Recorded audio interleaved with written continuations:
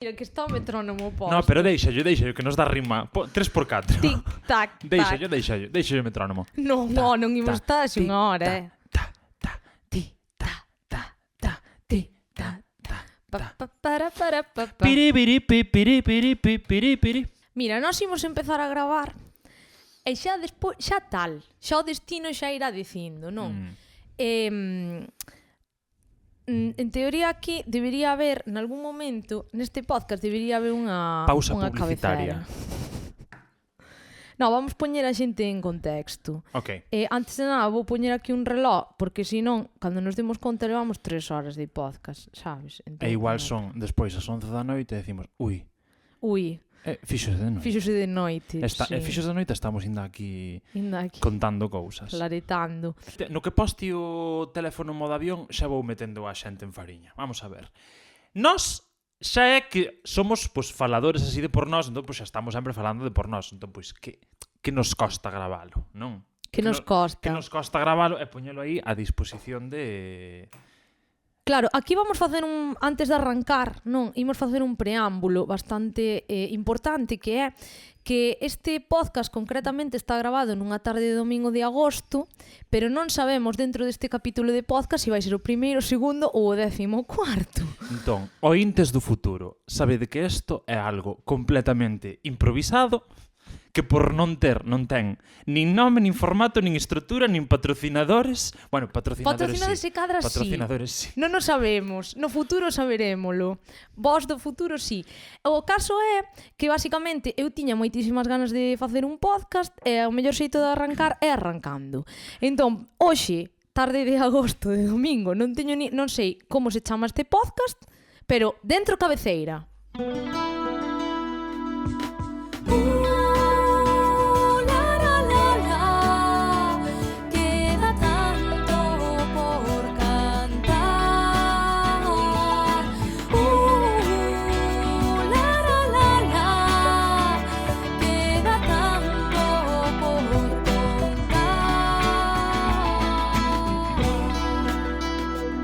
Canto Conto, un podcast de MJ Pérez.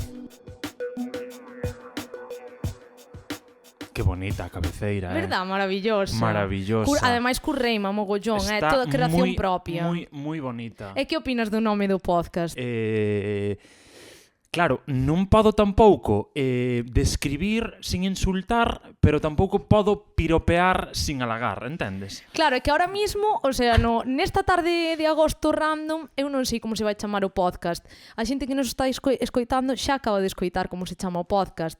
Algúnha suxerencia?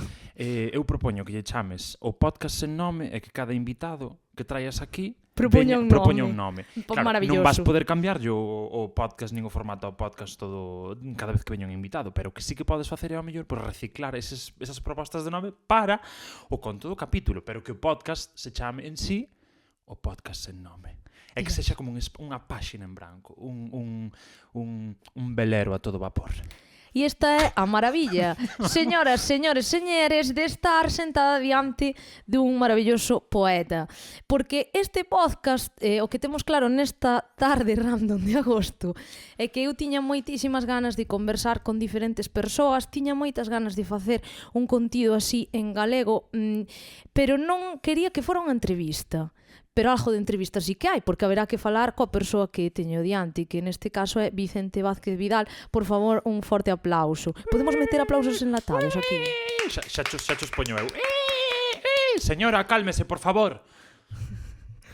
Pois non, o caso é que neste caso teño a Vicente Vázquez Vidal. Podo dar tamén o teu nome artístico? Home, é que debes. Alias Labisonte, por ¡Arroba favor. Labisonte! Ahora mismo alguén está berrando así de locura. Vamos falar de todo, un pouco de todo, é dicir, da túa parte A, da túa cara A e da túa cara B, Pues vale. Xenial, porque eu viñen aquí a falar do meu libro. Pero gusta meter así como un tip, unha trama arco, non? Como un tip xeral do podcast, que neste caso vai ser tomar decisións. Pero O tema de hoxe é tomar decisións. Okay. E eu creo que ti eres unha persoa guai para falar desto porque, a ver, todo o mundo tomamos decisións, pero ti, por exemplo, sí que tes tomado decisións así moi heavies. Wow, Quizáis para poñerte en el contexto... statement. No, pero quizáis para poñer en contexto a xente un pouco quen és e a trama do podcast e todo isto, gustaríame un pouco poñer en contexto que, vamos a ver, Vicente, ti és unha persoa que eres formado en... Un pouco da universidade da vida, un pouco de todo. Claro, a ver, primeiro, vamos cuestionarnos tamén un pouco cal é a importancia desta pregunta, non? No sentido bueno, formado ou informado. O sea, quero decir, ti que eres? Ti eres filólogo. Bueno, ti tiraches pas letras, é dicir, non eres ingeniero aeronáutico, a eso que me refiro. Correcto, sí. Dediquei 4 ou 5 anos da miña vida a formarme nunha disciplina. Claro, ora, que motivou esa decisión? Pois deso tamén se pode falar. Pois, por exemplo, porque creo que, o sea, agora este pé que me acabas de dar igual é información que eu non teño. Claro, foi unha decisión, quer dizer, eu acabei a selectividade, non sabía que facer ca miña vida. Primeiro quería facer medicina, despois quería facer medicina, sí, eu hasta terceiro da ESO quería ser médico. Despois xa a vida xa che vai dicindo que non. E as notas tamén che van dicindo que ya en outra vida, sabes? Desvíate de las ciencias. Si temos a gran oportunidade que isto sea como, sabes, que teñamos outras vidas e que tal, xa en outra vida xa o farás mellor, xa te reencarnarás noutro tipo de estudiante que sea un pouco máis mellor estudiante e saque mellores notas. No, que tampouco é que tivera malas notas, pero bueno, para medicina non daba. E ao final foi unha cousa así como... Pois é que non sei por que tomei moita esa decisión. Eu creo que foi pois porque sí, porque as linguas era algo que me gustaban, máis ou menos quería facer filoloxía. Eu recordo pasar pola facultade de comunicación porque doume así un atavío de unha venada de querer facer xornalismo tamén. Arrédate deso. Que nos estes coitado vai nos querer matar, pero bueno. Eu vin ali aquela xentiña así medio disfrazadas de cantantes de The Who. Ali facendo, sabes, que eran todas modernas retro vintage en 2010. E dixen, isto aquí non é o meu... Isto aquí non é a miña salsa. Despois, ao final, acabei matriculando en filoloxía. Que filoloxía? Pois, bueno, xa non existía filoloxía como tal, eran linguas modernas, e acabei meténdome en alemán. Que esa é outra, alemán. En alemán, sí, porque por nada tampouco en concreto, simplemente porque eu non sabía falar alemán daquela. Pero claro, o inglés, filoloxía inglesa, parece máis unha cousa xa como moi manida, como que o inglés hai que saberlo, pero tampouco non sei que, e parece unha cousa así como moi gastada. Hispánicas parecía máis unha cousa como moi arcaica, moi mamotrética. Estamos gañando fans. Galego non me tiraba, porque recordaba así procesos traumáticos da vida. Francés parecíame unha lingua tamén así bastante cursi e pusilánime. ¿Quién lo diría? Porque claro, isto a xente ao mellor non o sabe, pero agora pois hai 5 anos que vivo e traballo en Francia, así que pois non querías caldo tamas sete cuncas. Entón, pois alemán, que era así unha das que máis atractivas me parecían, e dixo, pois mira, por que non? Moi ben, quero dicir, non é que me arrepindo, o que pasa que hoxe en día pois de nada non me sirve, sempre te sirve de algo, non? Porque sempre hai algunhas bases que recordas, sempre hai como unha formación como moito máis ampla que despois te axuda a desenvolver outras competencias na túa vida. Pero que a lingua en sí, hoxe en día, pois, salvo para falar con algúns amigos que fixen de Erasmus e despois en voltas que dei polo mundo posteriores, pois tampouco é que me axude para... O sea, tampouco é que este utilizando de maneira profesional en ningún ámbito da miña vida ahora mesmo. Pero bueno, que non pesa tampouco. No, pero eso no teu presente, pero porque tamén aí é onde vai o rollo, no tema de tomar decisións de como moitas veces... Por exemplo, eu no meu caso, como tal e como vía no bacharelato, porque vamos poñer aquí a xente en contexto, tía máis eu cadramos no bacharelato, foi aí onde nos coñecemos, e tal e como vía que máis ou menos a xente iba tendo claro que quería estudiar, eu estaba en modo de eu non o sei, estou me agobiando un pouco, non? Pois, mira, eso... maravilla que o comentes, porque eu tamén era algo como que o sea, eu nunca, o sea, salvo esta obsesión que tiña coa medicina e tal, pero eu creo que era máis nada porque daquela estaba vendo House e Doctor House e eu quería ser un pouco Doctor House porque me vía así en plan de señor coxeando así como tal, bueno, en fin.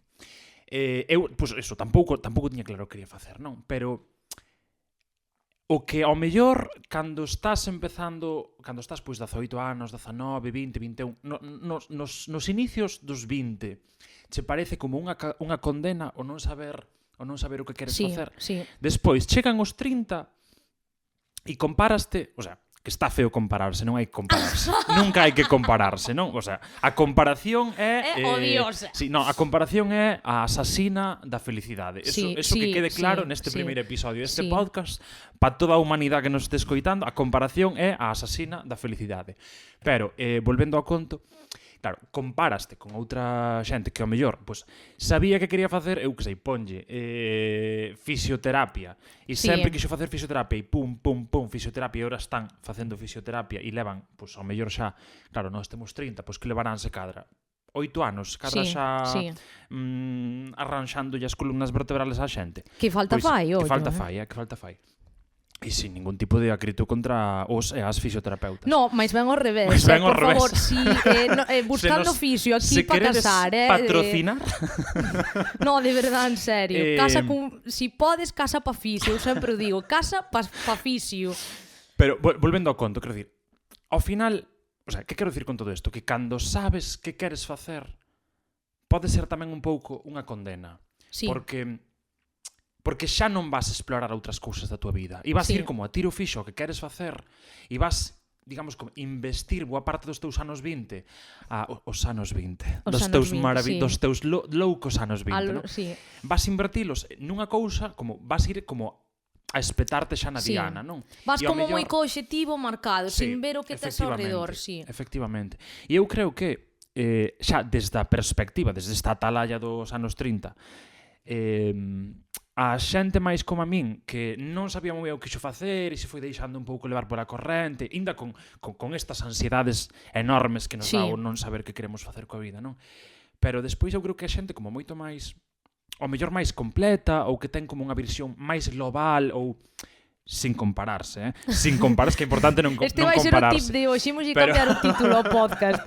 Non te compares. Pero non sei. Eu a mellor se cadra teño mellores conversas con xente que pasou os seus anos 20 sentíndose perdida. É que aí onde vai. Podemos deixalo así. Sí, no, é que quero poñer aquí, é dicir, en riba da balanza, a ver, non hai un único camiño, ni siquiera tampouco hai dous camiños, hai múltiples camiños, non? Por iso falamos de tomar decisións, non? Entón, precisamente aí onde falamos de sentirse mentres eu me sentía perdida, por exemplo, no bacharelato, cando por fin vin que quería estudar comunicación audiovisual, unha vez puxen o pé na carreira, sentíme por primeira vez en moito tempo peixe dentro da hoja, sabes? Maravillosamente, pero bueno, é dicir, din moitos bandazos, eso sábelo ben. Entón eu aquí onde quero poñer na balanza, porque é dicir, por unha parte, pois hai a xente que por un lado, pois lle tiran certas cousas, non? E aí van, pois, o que dis ti, de ter algo claro, seguir un camiño, que é unha opción super válida e que nós, pois, de cando en cando envexamos un pouco, non? Porque mentres esa persoa leva 8 anos ou os que sexan forjando ese camiño, pois nós andivemos un pouco así rollo piribiribi, coche de choque, sabes? Pa dereita, pa esquerda, pa tal.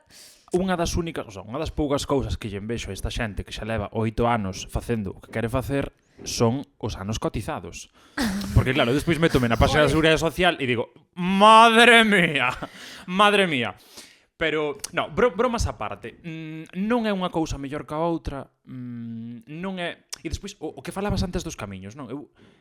É que ao mellor tampouco hai camiño. Claro, é dicir, o camiño é todo monte a través. Pero que ás veces vemos o camiño como a meta, é dicir, vemos o camiño cara onde estamos camiñando, que eu creo que é fundamental un pouco ter un pouco de norte, unha brújula, sabes, non tal, pero o camiño é o que vas andando e o que vas vivindo, non? É dicir, ás veces, polo menos a min sí que me pasa de estar tan obsesionada pois con teño que sacar este single ou non sei que me olvido de disfrutar do proceso, cando ao final unha Claro. vez o sacas e o liberas e dis, tío, escoitou no unha persona ou escoitaron no tres, xa está, de que sirve? É É que, dicir, o sea, precisamente son os procesos Claro. os que aportan a felicidade, moito máis que o produto finalizado Sí, e acabado. sí. Que tamén hai unha parte de felicidade, pero tendemos a enfocarnos, o sea, moitas veces tendemos a ver como que aquelo que se obteña, cando se obteña, é o que nos vai dar a felicidade, e realmente eu creo que a felicidade, se é que existe, está máis ben no facer, no proceso e no chegar a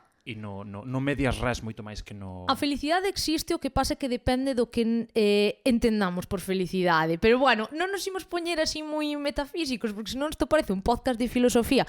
Un saúdo a todas as filósofas e filósofos que nos escoiten e un poquito de perdón, pero vamos a ver.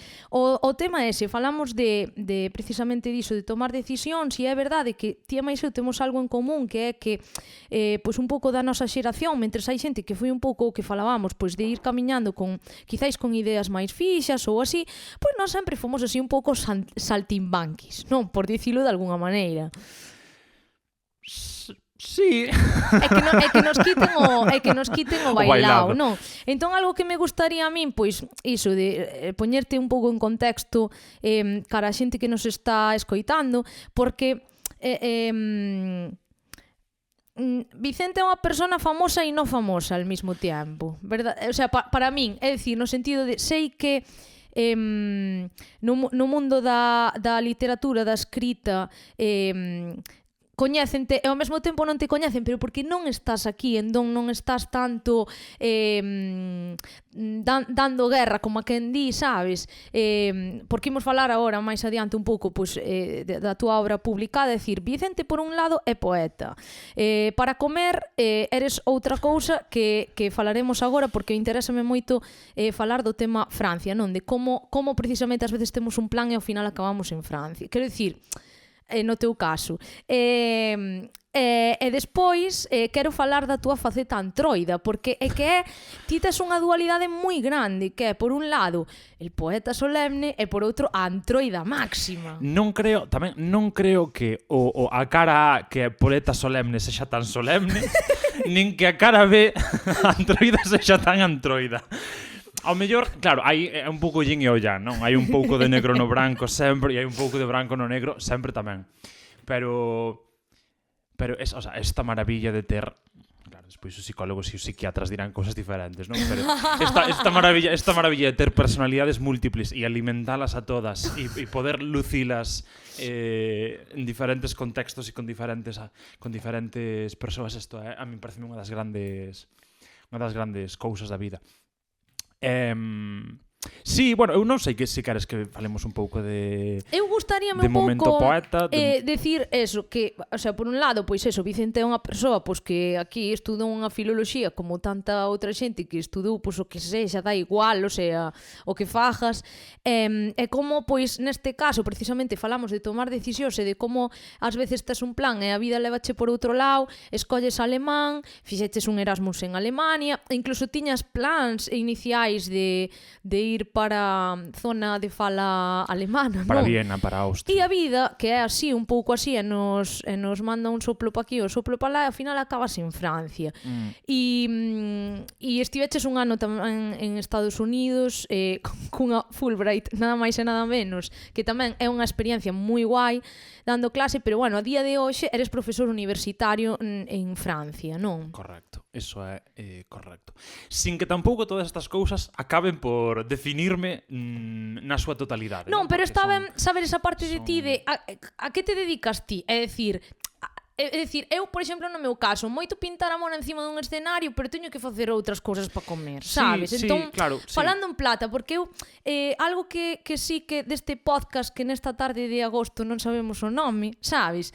Imos ir asomando coas diferentes persoas cas que vou falar a realidade da vida, porque unha das cousas que un dos propósitos que teño con este podcast é tamén compartir coa xente que sí, os que somos saltimbanquis e creativos e estas cousas todas, ao final, pois non é ese rollo de persigue tus sueños e los conseguirás, non, a vida é outra cousa, e ás veces pois podes poñer algo encima da mesa, pegar un petardazo e enriquecerte como a quen lle toca a lotaría, pero o resto dos mortais temos que gañar o pan de outra maneira para poder seguir creando e facer o noso camiño, non? Entón, por unha parte iso, ti estás, o sea, ti impartes... Bueno, ti que fas? Pois eu son, estiven 2 anos como lector, lector de español. Non sei se a xente sabe o que é ser lector, pero, pois brevemente, pois é un docente dunha lingua, un docente que ensina a súa lingua materna, sobre todo, Sí. pois de forma máis ou menos oral. De feito, pois os lectores encárganse nas universidades pois de animar talleres de comunicación. É como unha vertente da lingua como moito máis enfocada á práctica oral, moito máis que outras disciplinas, non? E iso é o que levo facendo estes 2 últimos anos na Universidade de Lorena, en Francia. Inciso, fun a un par de clases deste señor e mola moito, debo dicir, eu son moi fan túa. E aí é onde se nota a Fulbright e as novas didácticas. E agora aquí, de repente, podcast 2, vamos falar de didáctica de... Non imos meternos por aí. Pero claro, sí, por un lado iso. Pero claro, ao mesmo tempo ti escribes, eres unha persoa que escribes. Cal é a túa relación con isto? Tes xa 2 obras publicadas. Non quero que isto sexa un rollo biográfico nin entrevista, pero sí un pouco, facer un pouco unha reflexión de ti escribes, que significa isto para ti, como vives ti, e precisamente a isto, ao halo de tomar decisións, etcétera, etcétera, como ves ti esa parte túa, non, da escrita en relación a como te sintes ti neste momento, non? Porque poderías, o que falamos algunhas veces, non? De poderías estar máis presente no mundo, baixo os meus ollos, no mundo literario galego, pero non é así, vives noutro país, etc. Entón, gostaríame que reflexionáramos un pouco sobre iso. Pois, eu creo que debo empezar dicindo que, claro, eu empecé a escribir bastante novo, xa, pois eu que sei, con 12, 13, 14 anos, máis ou menos, non? E eu recordo que a miña motivación daquela para empezar a escribir era impresionar. O sea, eu quería impresionar as miñas profesoras de lingua, quería impresionar os meus pais, os meus tíos. Eu recordo que viñan os meus tíos ali a casa e eu leelles poemas, sabes? Era o rollo de que fai este neno de 12 anos léndonos aquí un poema sobre las olas del mar. O sea, sendo nos de interior. Sí, sendo nos de interior. Que la pasa, non? Pero, sí, e despois, pois, moito máis tarde para impresionar a amantes, non? Amantes que ao final galegofalantes. ese é o... Sí, bueno, pero había unha intención como de querer gustar, non? Eu creo que esa foi a primeira motivación. E despois xa moito máis tarde, xa fun pois, na universidade meténdome máis en grupos literarios, asistindo a recitais, tanto como de público como de recitador, non sei se é a palabra. Reciteiro de reciteiros. Como no lugar, non? Reciteira de reciteiros. Despois foi cando comecei a publicar. Pero eu creo que non foi hasta 2015, diría eu, que empecé a escribir de forma cotiá, o sea, todos os días escribo.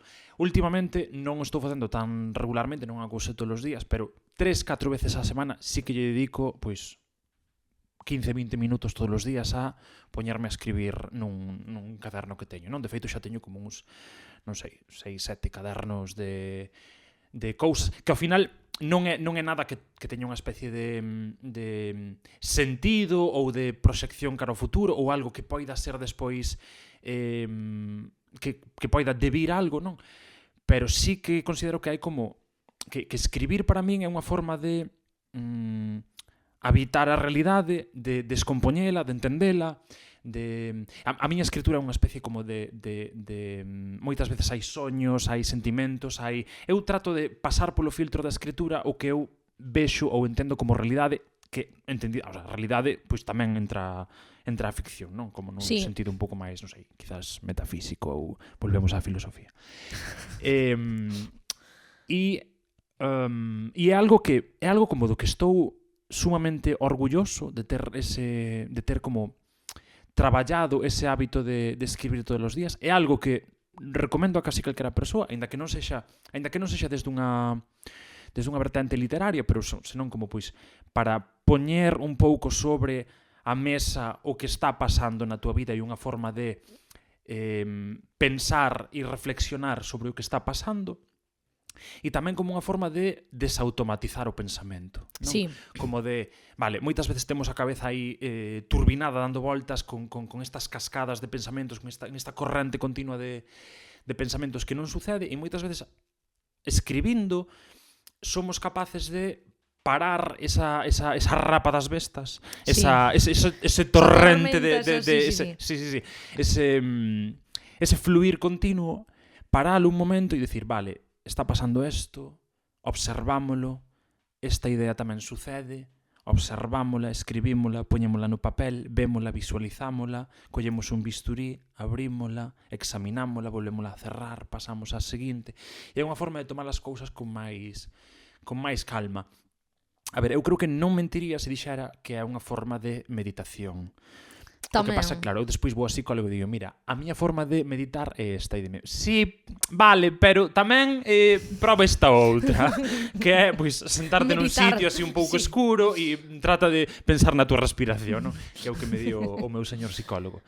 Pero sí, é algo do que, bueno, como decía antes, é algo do que estou enormemente orgulloso. Un dos meus hábitos máis preciados, se cadra, e creo que un dos que máis me construe a min como o que son hoxe tamén. Eu debo dicir que cando te vexo co caderno digo eu, jode, mira que guai, debería eu aplicarme o conto, que non o fago porque é verdad, xa non é só polo que che aporta a ti, senón que é super necesario entrenar un músculo creativo, sabes? Porque a xente pensa que isto é que baixa algo do ceo e te inspiras e tal. E de feito, cando estás en sequía creativa, polo menos eu aí atrás, que xusto estaba eu atravesando un deserto de sequía creativa, e cadroume de que estaba eu apuntada a un taller de precisamente de proceso creativo. Entón eu o taller non o disfrutei todo o que o disfrutaría dende outra paz e serenidade, que non estivera tan agobiada con que non me sae absolutamente nada. E cando te vi a ti co caderno dicía eu, ves, é que xa non é ver a Vicente, senón que ademais están fartos de dicirmo. Pero eu son un pouco caixón desastre máis vagoneta, no sentido de que é algo que te tes que poñer e punto. Sí, é un hábito a crear, é un músculo a entrenar. Despois está moi guai, porque cando diste, o sea, eso que ti chamas como dixetes, período de sequía. Sí, non sei nin o que sequía dixen. creativa. Sequía creativa ou deserto. Cando suceden esas cousas, que sí que é certo que suceden, pois sempre hai unha batería de cousas ás que volver, non? Sí. De feito, escribir ao final é reescribir. Sí. O sea, é un reescribir constante. De feito, moitas veces sucede que estás traballando nunha obra e volves a reescribirla. E ese é o proceso, non? E esa é a gracia. Entón, como exercicio, moitas veces, cando atravesas este deserto creativo, claro, o que se pode facer é volver a estes cadernos de antes e tal, e volver a reescribir cousas, non?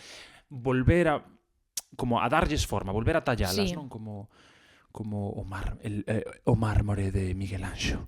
No, pero ademais é o que dis ti, a min algo que me gustou deste curso creativo era que, por unha parte estábamos artistas, era coa rapeira portuguesa Capicúa, por un lado habíamos artistas, pero por outro había peña que, sabes, que non quería, o sea, non se dedicaba a isto nin de forma profesional, nin de forma amateur, nin de ninguna forma, simplemente que era xente que, vale, eu dedico a matatata, non quero facer cancións nin nada, pero eu no meu día a día entreno esa parte creativa e fago cousas, ainda que sexa para pasar o rato, porque me axuda e me aporta cousas. E é un pouco o que acabas de decir ti, que moitas veces o falamos así entre nós e jova, ti é dentro un prisma máis papel e boli, que eu tamén uso papel e boli, pero que eu necesito ter a guitarra na man, non? E moitas veces que che comento isto de, jode Vicente, que eu necesito, ás veces teño certas cousas dentro, necesito cantalas, encerralas nunha canción, aínda que esa canción despois teña que madurar moito, pero poñerlle 4 palabras aínda que sexan mal postas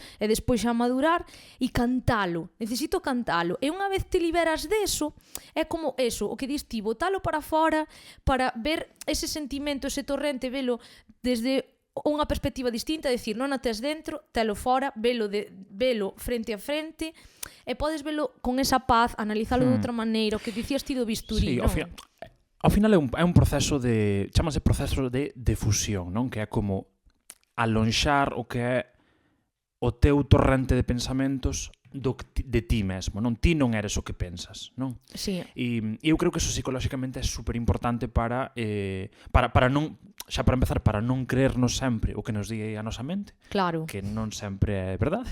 A veces hai moita fantasía. Sí, pero non só nas cousas positivas, porque Tamén tenemos nas como negativas. no, eres un fracasado, non sei que, non sei quanto. A tua mente dixe, eres un fracasado, e iso tes máis tendencia a creelo. Sí. Non, pero aínda temos moita máis tendencia a creelo cando nos di cousas positivas, en plan de, bueno, como que subido estás, que guapo estás subido hoxe. O mellor, pois, tampouco hai que creela a nosa mente tanto cando nos di cousas positivas, non?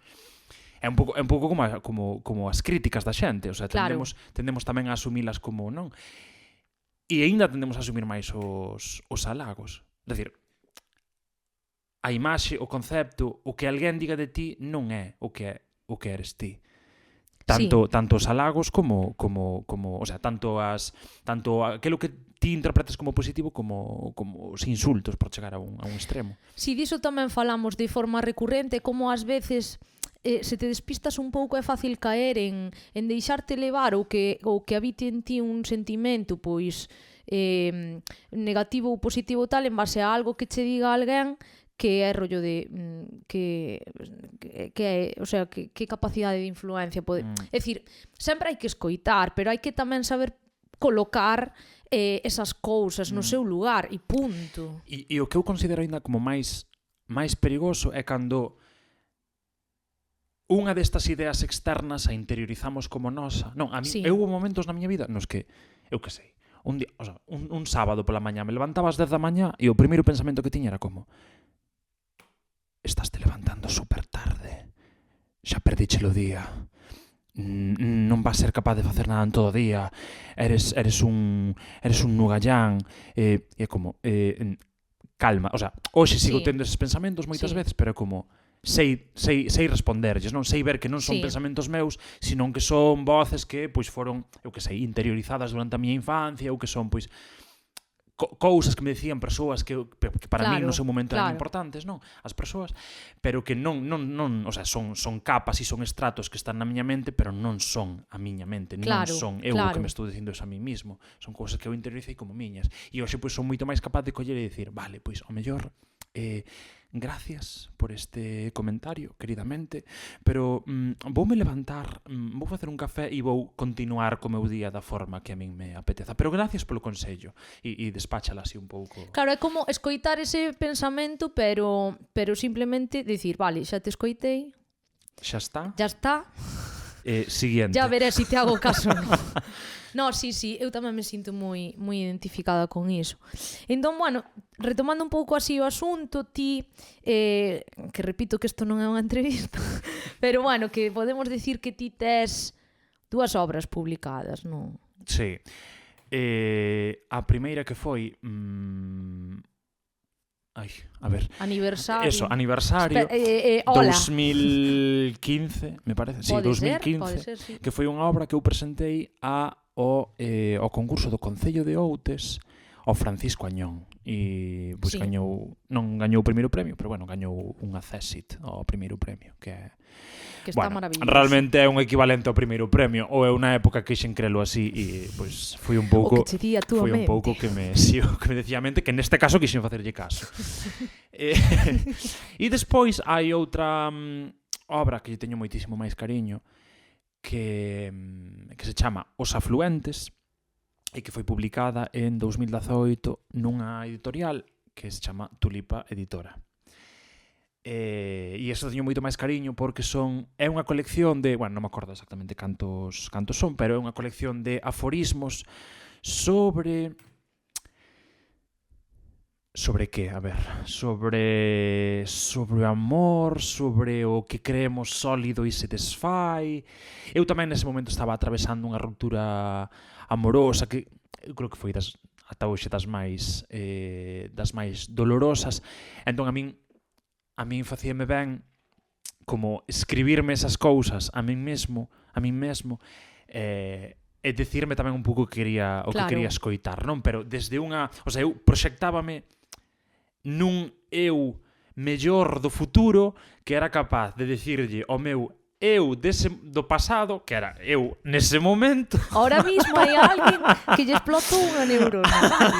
Non pasa Pois, nada. o meu eu do futuro dicía yo ao meu eu do pasado que era o meu eu dese momento, cousas que o meu eu dese momento quería escoitar. Dadelle un pouco para atrás, colledes papel, boli, facedes un croquis, enteradesvos. E bueno, pois así como con metáforas da pedra e da auga e dos afluentes, non? Que ao final nós somos as persoas son ríos que estamos construídos de todo o que nos dou de beber, non? Sí. Dos nosos afluentes. E un pouco a idea do poemario é esa, que somos aquelo que nos deu de beber, por así decirlo. Efectivamente, e claro, e ahora mismo que, o sea, a nivel literario, non? Un pouco tomando ese rollo de tomar decisións, porque ao final as cousas non todo depende de nós, non é rollo, yo decido publicar e me voy a volver el rei del mambo, non funciona así, pero sí que é verdad que certas decisións que tomamos van facendo que as cousas sexan dunha maneira ou doutra. Por exemplo, eu que estudiei audiovisual, funme desviando do camiño porque a música, o sea, o proxecto MJ iba e a cara de antes saían tal, entón eu tomei unha serie de decisións que foron condicionando unhas cousas. Entón, tomar decisións precisamente ás veces é gañas unhas cousas, pero perdes ou mellor dito, renuncias a outras, non? Entón un pouco ti como ves iso de cara a ti? Eu algo que aprendín recentemente con respecto ao que acabas de dicir é que moitas veces a hora de tomar decisións parece que estamos entre A ou B. Non, pero xeralmente as cousas non son tan A ou B. Claro. Quer dicir, non é todo branco ou negro, Sí. non é todo ou nada, non é... Claro. E despois hai que contemplar outra cousa que é como, por así dicilo, o prezo de non tomar ningunha decisión. Entendes o que te estou dicindo? Como, quero dicir, tes a opción de facer A ou facer B. Quero dicir, tomar unha decisión é sempre pois, unha especie de decisión cara a acción, non? Sí. Pero, e se non fas nada? Tamén, que eso é algo que é outra decisión. Se non fas é nada, tomar outra decisión. é outra decisión, pero o mundo segue xirando. Efectivamente, E van pasa pasar que ao cousas. mellor non sempre é unha decisión que facemos de forma consciente e dicimos, vale, ante A ou B vou decidir ningunha. Non? Claro. Pero é algo no que cada vez eu penso máis. É dicir, moitas veces cando teño que escoller entre unha cousa ou outra, como e se non fago nada, sabes? Ora, por exemplo, con todo ben dun vídeo en YouTube que vi en plan de bueno, ahora con esta inflación, no, que si tes uns poucos de cartos, que tes un pouco de cartos e tal, que, bueno, eso, investir, non sei que, bueno, a min o algoritmo, véseme que non me conoce nada, porque invierte en eu non teño criptomonedas. pero, claro, unha reflexión que facía o señoriño ali do vídeo era en plan de, claro, tes que ter en conta que se non tomas esta decisión que é invertir os teus cartos nestas movidas, estás perdendo cartos. E o feito de non tomar esta decisión faiche perder valor adquisitivo ao largo dun período de tempo, non? Entón, claro, a mí fíxome, pero isto sucede así, pero a nivel de todo na vida. Sí.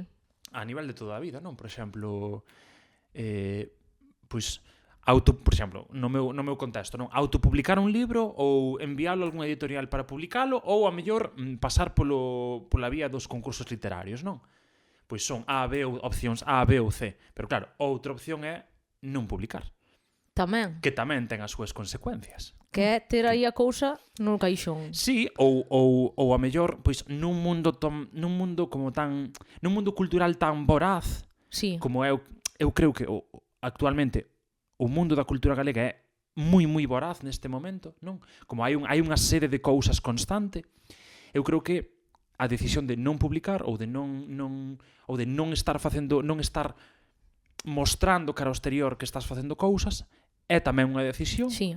E é unha decisión que ao mellor conleva que desaparezas un pouco do ruído global deste momento, non? Que se che esqueza un pouco, non? Que eso tamén pode ter vantaxas. E que non pasa nada, porque nin todo ten que ser buscado, xa, e o momento non ten por que ser.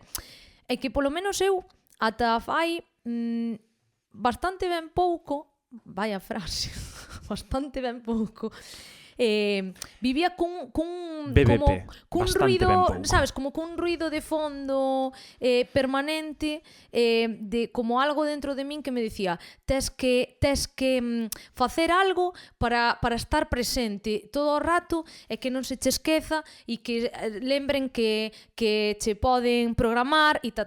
E é verdad que eu creo que en xeral, polo menos falo do mundo da música concretamente e falo cada vez máis con máis compañeiras e así, que estamos un pouco todos en xeral ata as narices de ese ritmo, non, ao que ás veces nos implica ese consumo voraz, neste caso pois, nas redes sociais e así, de que se non estás dando sinais de vida cada 5 minutos a xente esquécese de ti, etc. Por exemplo, eu nun dos peores momentos, unha pregunta tan inocente como vas publicar algo no próximo ano? Que se espera de ti?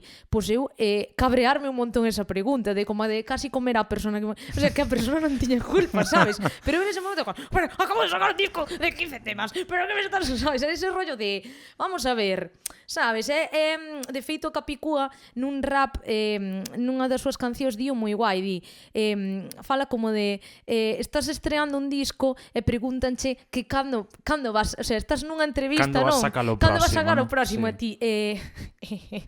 Entón iso sucede moito. É como, podemos escoitar este con calma un par de semanas? Que Sí, e de feito eu teño esa sensación porque o sea, a vida estamos confirmando, estamos a 2022, tampouco fai tanto que eu saquei o disco porque foi en 2020, coa pandemia polo medio, eu estiven como super triste de decir, teño a sensación de que o disco non gustou. Bueno, entre outras cosas, o que pasou co disco é que a maior parte da xente non o escoitou. Claro, que non e ahora, circulou. claro, e sí que pasa que moitas veces a xente, o sea, hai como varios tipos de consumidores, pero que hai xente que está como moi pendiente, non, do que se fai, do que faz, o sea, de siguen a certa xente ou non siguen, pero como están constantemente buscando, atopan, non? É dicir, igual é xente que este máis, eu que sei, máis posta, eu que sei, no mundo da poesía, pois tamén tropeza contigo e tal. Pero pois hai xente que non, que é pasiva, que é dicir, para toparte tes que ir onde ela e que te vexa. E existe tamén, eu entendo tamén, porque a ti igual tamén che pasa, a nivel cultural, eu creo que os dous somos un pouco de andar mordendo, de andar buscando, sabes? Porque somos, bueno, cada un é como é. Pero sí que é verdad que eu tamén entendo, a xente que é rollo de, pois mira, a min que mo traen, sabes? Que non me apetece. Buscar, ese feito de buscar, supón un esforzo tamén.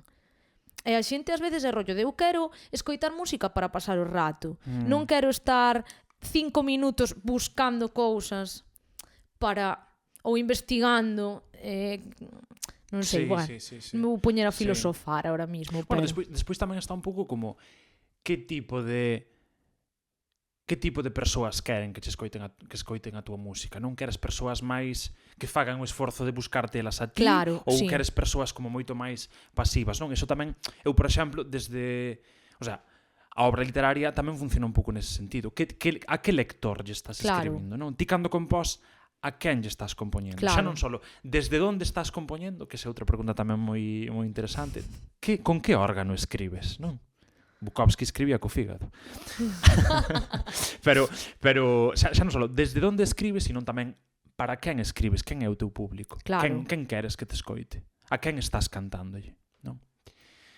Bueno, non sei, en todo o proceso comunicativo, que a obra de arte ao final é un proceso comunicativo como calquera outro, hai sempre hai sempre estas relacións como tan interesantes, non? Sí. Entre os diferentes actantes.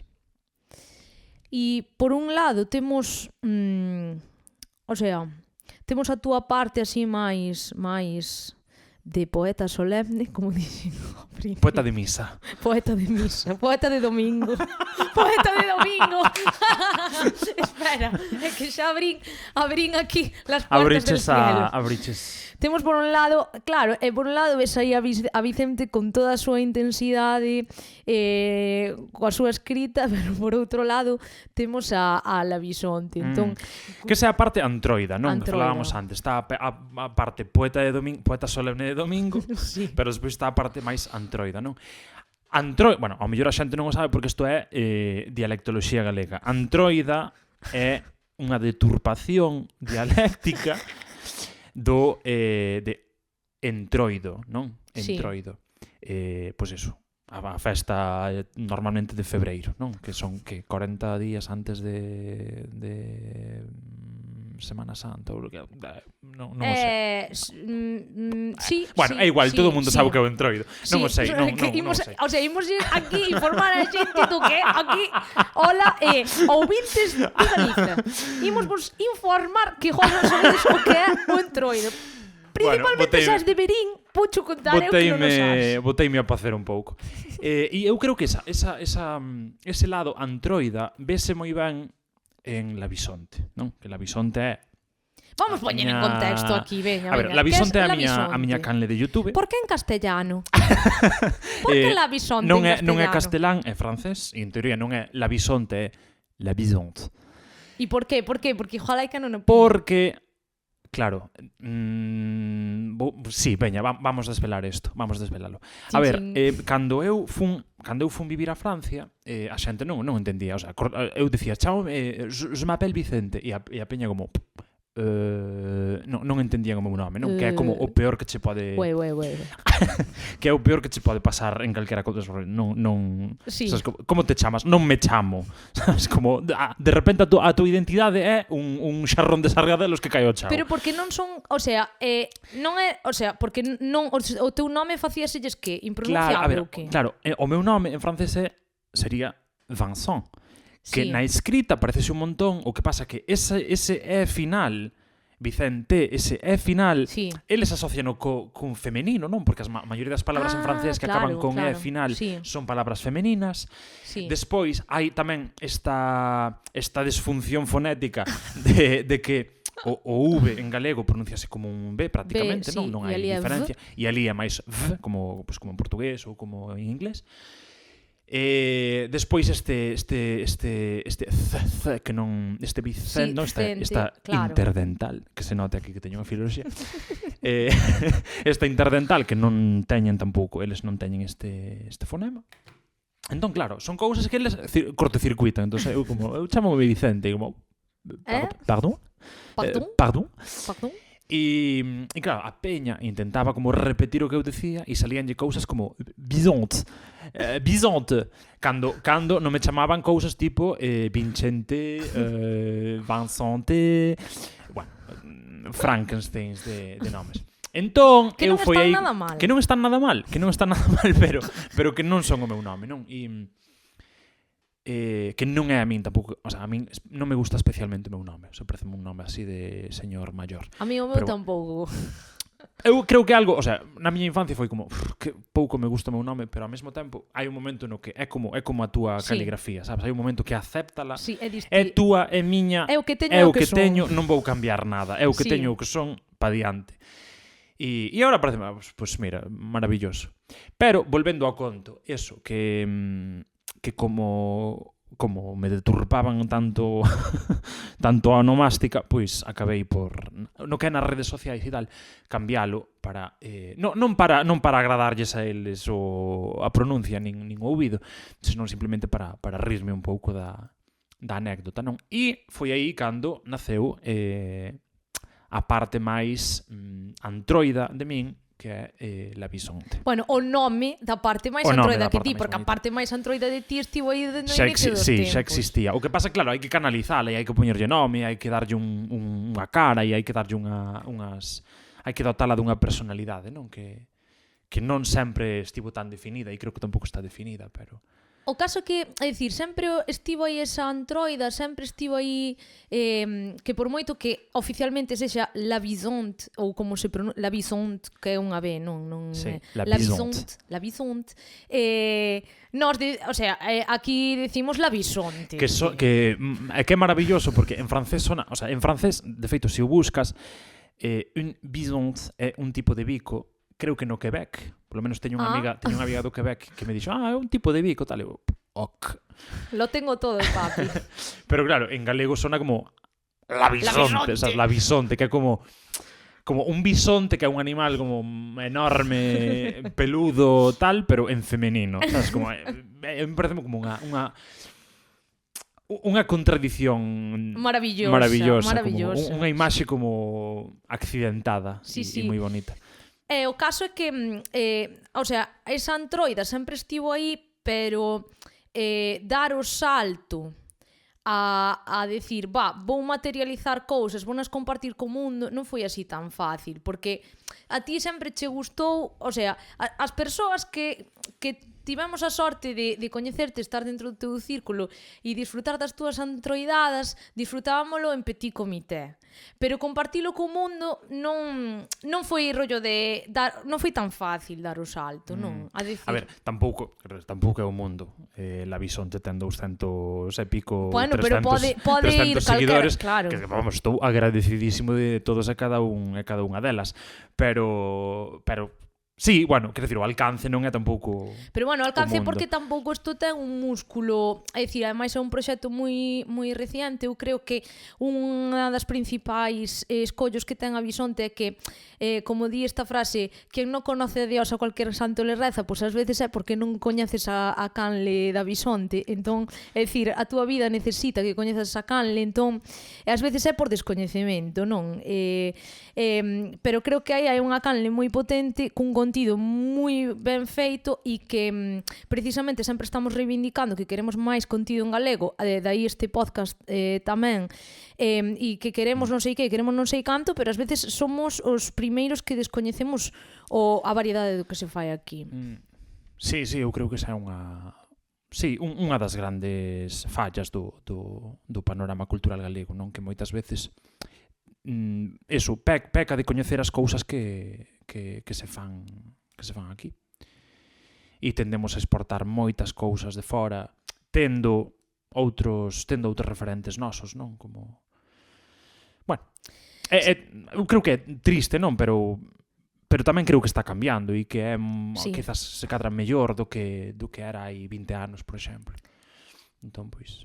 No, dende logo que hai que botarlle moita paciencia porque polo menos eu así o sinto e é un paralelismo porque na música pasa tamén o mesmo, que é que eu creo que ás veces sí que nos pasa de que do que temos aquí coñecemos 3 cousas e quedámonos con esas 3 cousas e xa non exploramos máis, non? Xa nos quedamos aí, non vai a ser que o cerebro explote por meter máis cousas e xa non...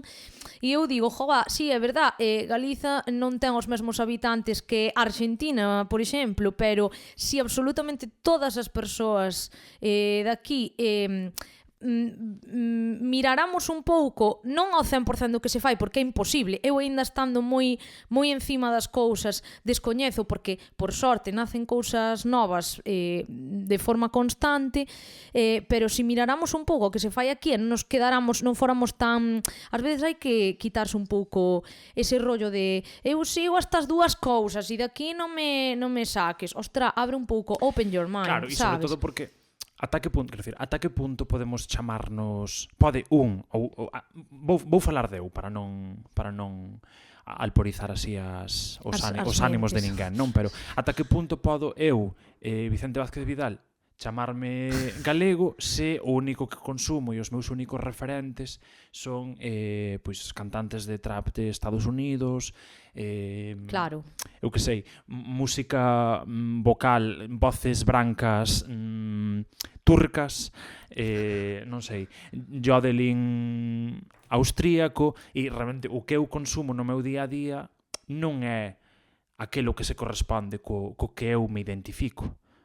Entendes? Entón, a min isto fíxome reflexionar moito, non? Como hai esta idea de que, por exemplo, cando falamos de outro tipo de identidades, non? Sí. Así que son as identidades, eu que sei, por exemplo, identidades de xénero ou eu que sei. Os homes heterosexuais, non? Por exemplo. O home heterosexual realmente, sí, vale, é heterosexual porque lle gusta un xénero diferente do seu, xeralmente persoas que se identifican como mulleres, pero moitos homes heterosexuais son homoafectivos, é dicir, só se relacionan con outros homes heterosexuais, só consumen contidos culturais de outros homes heterosexuais, só están dispostos a aprender cousas de outros homes heterosexuais, só están dispostos a axudar a outros homes heterosexuais, non? Claro, é cando menos curiosos, sí. Entón é, rollo, sí, heterosexual sí, pero homoafectivo, quer dicir, as relacións intensas que teñen, as relacións máis valiosas para eles, salvo relacións eso de reproducción, produción e reproducción e sexo afectivas, a outros homes, son homes, na súa maioría. E isto sucede en case calquera ámbito, o sea, en calquera ámbito identitario, por así decirlo. A ver, por que estou falando desto? Porque teño unha asignatura, estou dando unha asignatura na universidade que se chama Identidade e Alteridade, entón pois son cousas que teño frescas de... É que che iba a dicir, a ver en que xardín te metes, porque acaba de haber un follón aquí, fai nada. A ver se ainda imos estrenar o podcast xa con cancelacións. Con follón, pois sería guai para... Pero sabes que pasa? Que eu estou... ao mellor non todo o que digo e ao mellor pues, tamén teño que revisar as cousas que digo, non? Pero en xeral a min gustame esta sensación de, o sea, cando falo en serio, o sea, cando non me poño na performance antroida, o 5% das a min veces. gustame que é un 5% das veces e creo que ahora máis ou menos estou no facendo máis ou menos ben. Sí. A min gustame pensar que son capaz de xustificar o que digo. Eu creo que iso é importante, non? Como sempre decir cousas que sexas despois capaz de... desarrollalas e... Sí, ainda que sexan como punchlines, como que sexan como wow, o que acaba de decir, pero que despois se alguén che di, mira, que ao mellor isto, sí, pero por isto e por isto. Claro. Non, eu creo que iso é algo. Creo que é unha atitude moi importante a ter na vida. Acabamos de meternos nuns xardíns. No, pero sí, no, pero entendo perfectamente.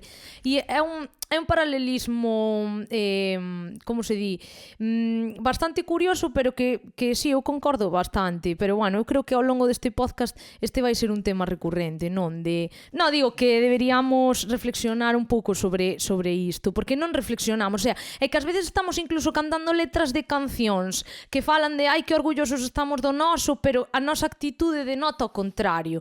Eu digo cho no sentido de eu falo na miña experiencia de agora a xente me di está lo petando, non sei que, non sei canto. Mira, levo 10 anos dando a tabarra, sabes? É dicir, pois sí, igual non fago algo, non é un produto de masas, ok, xa o sei, pero que ainda está en proceso de darme a coñecer, di moito, non? De como está o sector.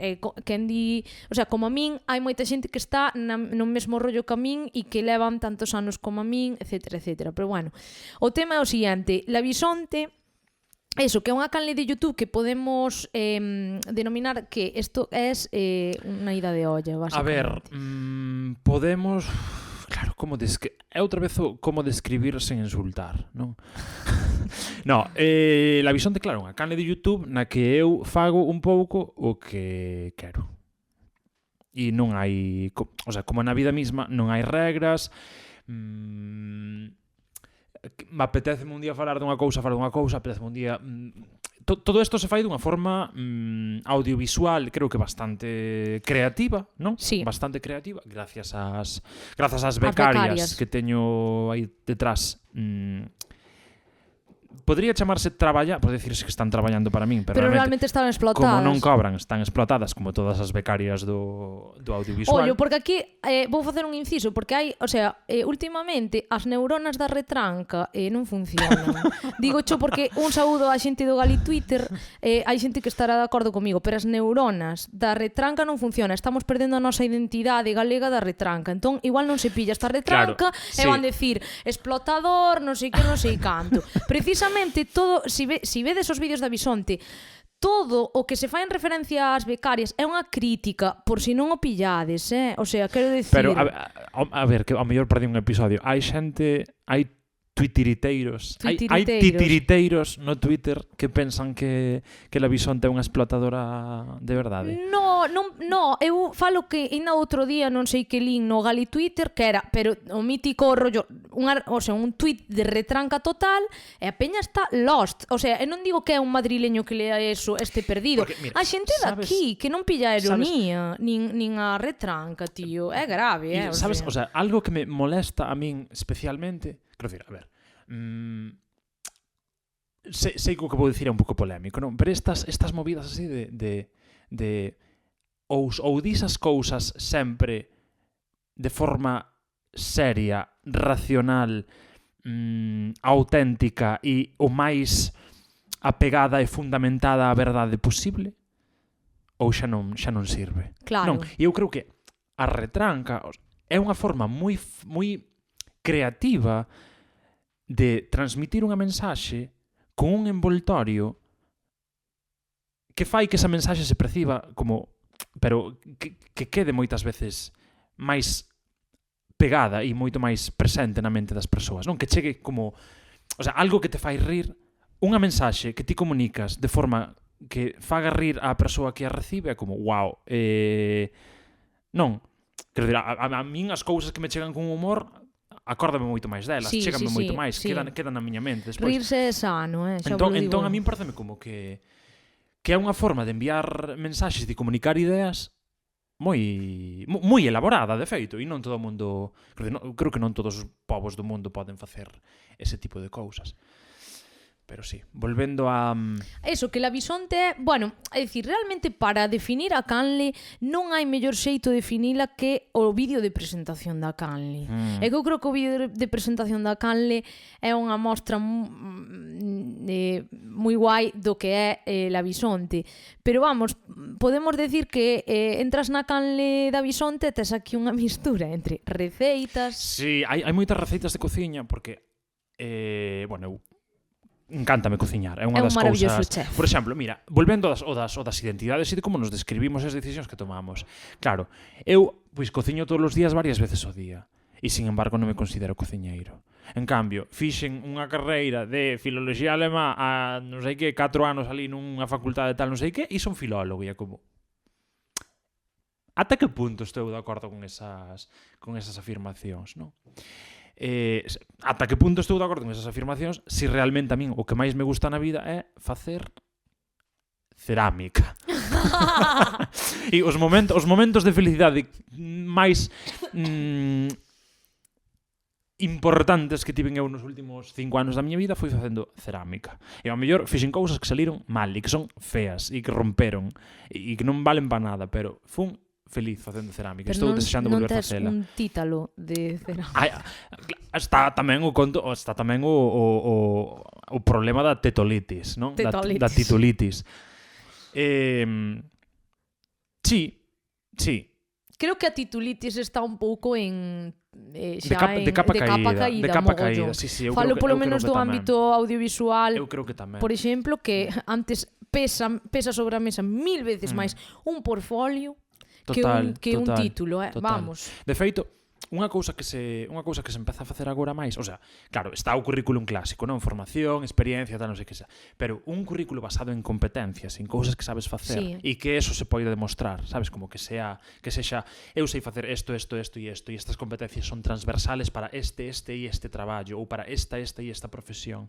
Eu creo que sería unha idea revolucionadora. Claro, o tema é que hai cousas que claro, o problema é que como a xente tende a mentir, o problema é que tens que demostrar. Se a xente fora sincera e te puidaras fiar, porque... Claro, pero eu creo que, quer dizer, calquera persoa que este buscando a un profesional, unha profesional competente, sabe preguntarlle, por exemplo, que competencias, no teu ámbito, que competencias pode haber, non? No mundo da comunicación audiovisual, que competencias consideras ti relevantes para un traballo no ámbito da comunicación audiovisual? Moitas, é que é algo super extenso, pero... Non sei, pensa en 2, 3. Pois, eu que sei, saber editar un vídeo, por exemplo. Saber editar un vídeo, saber encuadrar, por exemplo, non todo o mundo sabe encuadrar. Pois claro, no momento da entrevista xa che poden preguntar, verdad, vale, como é o teu proceso de edición de vídeo? Darte unha cámara e dicir, saca unha foto. Sí, non sabe encuadrar, pobre. Unha forma de... Bueno, hai xente que ten o título e non colle unha cámara en toda a carreira, Entón, claro, temos eso. Pero eso, entón, bueno, temos aquí na canle da Bisonte unha maravillosa canle formativa na que podes aprender a facer as mellores receitas. As mellores croquetas do mundo fainas a Bisonte. Que máis hai? Cocochas. Que outras cousas hai? Xa me esquecín. Hai recentemente un dos últimos vídeos a Bisonte amósanos pois un pouco que é unha das súas liñas de negocio, non? Sí, que é LBPR, la Bisonte Poet Representing, que é unha axencia de representantes de poetas que se encarga de enviar poetas a comisións de festas para facer pregóns. Porque agora o modelo orquestra xa está un pouco visto, entón agora o que a xente é poetas que veñen ali a recitar e a dar pregóns, non? Entón, pois nada, pois nós asociamos a liña temática e tópica de cada poeta pois un pouco coa festa en cuestión, non? É un pouco o traballo que facemos en LBPR.